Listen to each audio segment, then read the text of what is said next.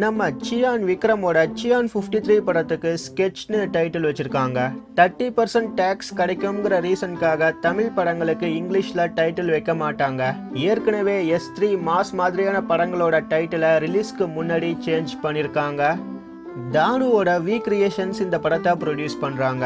அதனால இந்த படத்தோட ரிலீஸ்க்கு முன்னாடி டைட்டில்ல ஒரு சின்ன சேஞ்ச் பண்றதுக்கான வாய்ப்பு நிறைய இருக்கு. வாலு படத்தை எடுத்த விஜய் சந்தர் டைரக்ஷன்ல விக்ரம் தமன்னா இந்த படத்துல லீட் ரோல்ல நடிக்கிறாங்க. இந்த படம் ஃபுல் அண்ட் ஃபுல் ஒரு ஆக்ஷன் மூவி.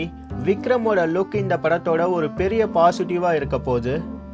மாஸ் கிளாஸ்னு ரெண்டு ஆடியன்ஸையுமே சாட்டிஸ்ஃபை பண்ற மாதிரியான பர்ஃபார்மன்ஸ் விக்ரமோட படங்கள்ல நாம பார்க்கலாம்.